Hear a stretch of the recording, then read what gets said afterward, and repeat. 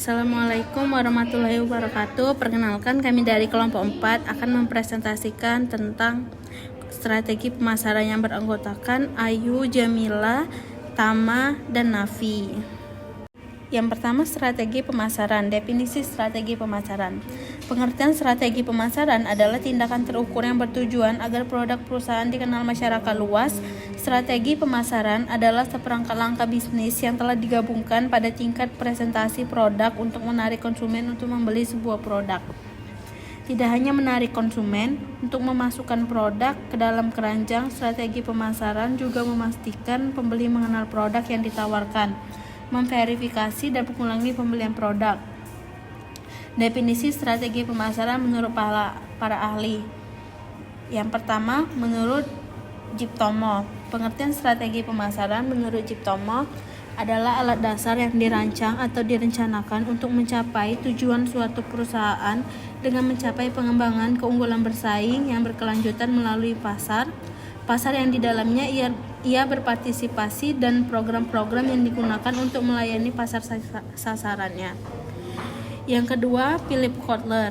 Menurut Philip Kotler, strategi pemasaran adalah suatu keadaan pikiran yang akan digunakan untuk mencapai tujuan pemasaran suatu perusahaan, yang dapat berupa strategi khusus untuk pasar sasaran, positioning, baur-bauran pemasaran, dan misalnya pengeluaran pemasaran.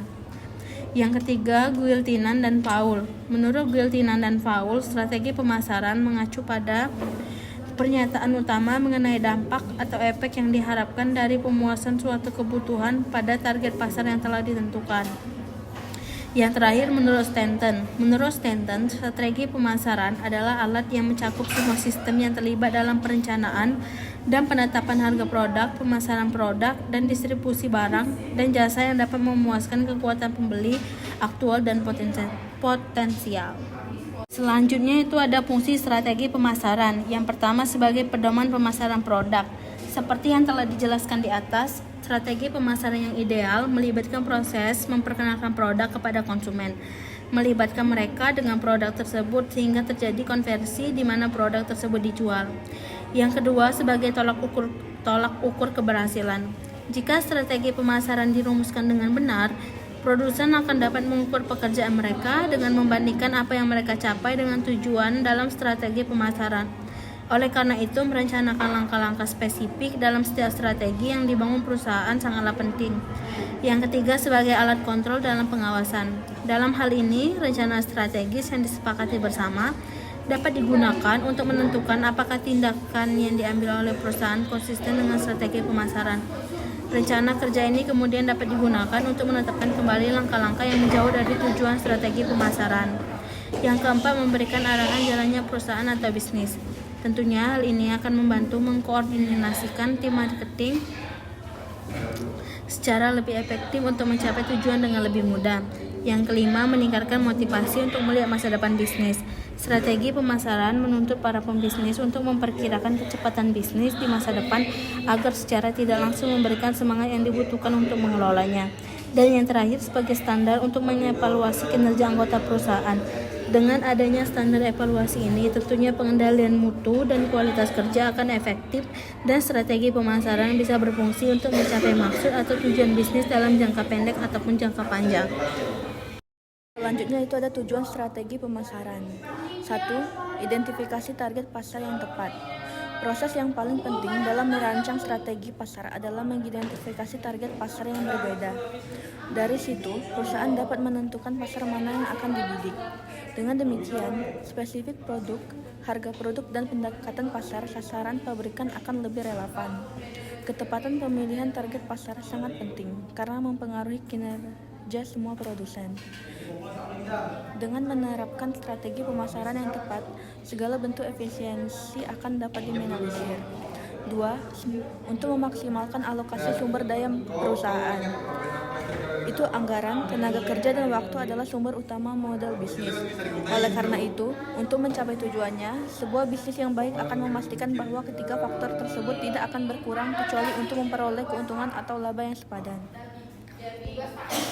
Strategi pemasaran menyesuaikan dengan urgensi ini dan bahkan dalam menentukan batasan anggaran dan metode pemasaran. Perusahaan akan mendapatkan manfaat dan mengetahui prediksi ini. Selanjutnya itu ada contoh strategi pemasaran dalam bisnis. Strategi pemasaran produk untuk sebuah kelangsungan bisnis. Bagaimana cara menyusun strategi pemasaran usaha yang baik? Yaitu cari tahu target pasarnya. Dalam memasarkan suatu produk, hal yang terpenting adalah memastikan bahwa kita telah melakukan riset dan mengetahui target konsumen kita dengan baik. Ini akan membawa kita pada keseimbangan antara apa yang menjadi milik produsen dan apa yang dibutuhkan konsumen. Setelah mengidentifikasi target pasar potensial yang berbeda, segmen yang paling cocok dipilih dan dari situlah kita akan mempelajari karakteristik konsumen. Karena bagaimana cara berkomunikasi wanita usia 20 tahun ke atas dengan wanita usia 20 tahun akan berbeda. Usia 12 akan berbeda. Apa yang mereka butuhkan juga berbeda. Jadi hal seperti ini seharusnya sudah diakui secara luas secara awal. 2. Perencanakan tujuan pemasaran. Tentu saja, ketika memasuki pasar, suatu produk akan mulai sama sekali tidak dikenali hingga menjadi produk penjualan tinggi. Nah, disinilah diperlukan pendekatan khusus, alien brand awareness, conversion, dan peningkatan revenue. Berawal dari peningkatan brand awareness, perusahaan harus dapat memperkenalkan produk serta merek produk baru. Pengenalan ini tentunya merupakan langkah penting karena konsumen tidak dikenalnya. Setelah brand dikenal oleh konsumen, maka bisnis harus memiliki tahapan selanjutnya berupa conversion. Konversi umumnya adalah tindakan ketika konsumen membeli produk yang ditawarkan. 3. Marketing mix. Seperti yang telah disebutkan sebelumnya, marketing mix dari 4P yaitu product, price, pledge, dan promotion. Dari keempat hal tersebut dilakukan upaya untuk memaksimalkan strategi pemasaran produk perusahaan. Produk adalah apa yang kami kirim ke pasar. Saat itu, kualitas dan keunikan produk menjadi dua hal yang pasti akan diperhatikan oleh konsumen. Produk juga merupakan apa yang dilihat dari konsumen dari suatu merek, sebagus apapun merek tersebut. Jika produk dari merek tersebut tidak memenuhi keinginan konsumen, maka konsumen tidak akan melakukan konversi. 4. Promosi dan iklan. Berkenaan dengan jenis strategi pemasaran, ada beberapa cara bagi perusahaan untuk memperkenalkan produknya ke pasar. Pertama, perusahaan dapat mempromosikan produk mereka secara organik. Cara ini dapat dicapai dengan membuat blog bisnis yang secara terus-menerus memberikan informasi yang bermanfaat bagi konsumen. Meskipun tidak mendorong konversi secara langsung, hal ini dapat mendekatkan konsumen dengan merek. 5. Meningkatkan brand awareness. Brand awareness adalah sejauh mana konsumen mengenali produk dari namanya.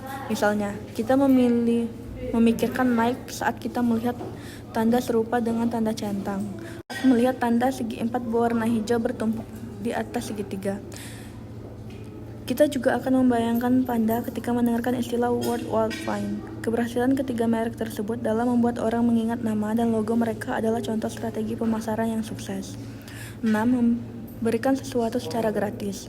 Konsumen akan membeli produk dari merek yang paling sering berinteraksi dengan mereka. Salah satu interaksi ini bisa melalui posting blog, media sosial, atau sampel produk gratis. Dengan jenis pendekatan ini, dikonversi menjadi lebih mudah karena adanya kedekatan antara brand dan konsumen. Selain alasan tersebut, konsumen yang telah menikmati fitur-fitur produk tersebut secara gratis dalam waktu singkat akan merasakan kehilangan ketika produk atau akun trialnya sudah habis. 7. Menargetkan pengguna handphone.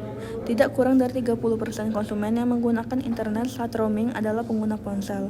Oleh karena itu, penting bagi kami untuk membidik konsumen potensial seperti ini. Upaya ini dapat dilakukan dengan membuat website atau mobile friendly. Komponen penting dalam strategi pemasaran. 1. Produk. Sebagai dasar kita untuk masuk ke pasar, produk harus benar-benar memenuhi kebutuhan konsumen. Jika konsumen tidak menemukan urgensi atau membeli suatu produk, bisa dikatakan produk kita belum membaca pasar. Oleh karena itu, dalam strategi pemasaran, strategi produk sangatlah penting. Yang kedua, pesan produk. Cara suatu produk dinarasikan dapat menjadi penentu penting dalam proses pengambilan keputusan konsumen. Jika kita tidak bisa begitu saja meluncurkan produk tanpa menyampaikan pesan yang beresonansi dalam konsumen. Ketiga, pelanggan.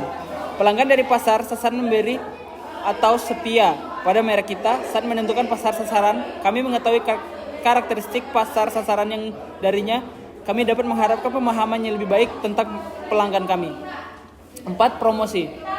Media ini sama pentingnya karena merupakan tempat konsumen mengenali dan mengubah produk yang ditawarkan. Melalui promosi, perusahaan berbicara dan menawarkan nilai dari produknya dan kemudian konsumen dapat menilai apakah produk tersebut cukup menarik atau tidak. Yang terakhir, tim marketing. Ujung tombak dari seluruh rencana pemasaran yang dijalankan adalah tim pemasaran. Tim ini menentukan posisi merek di mata konsumen. Oleh karena itu penting untuk memberikan perhatian khusus kepada tim pemasaran karena peran mereka cukup penting. Baik, terima kasih. Mungkin ini saja yang bisa kami paparkan dari kelompok kami. Apabila ada salah kata, kami mohon maaf. Wassalamualaikum warahmatullahi wabarakatuh.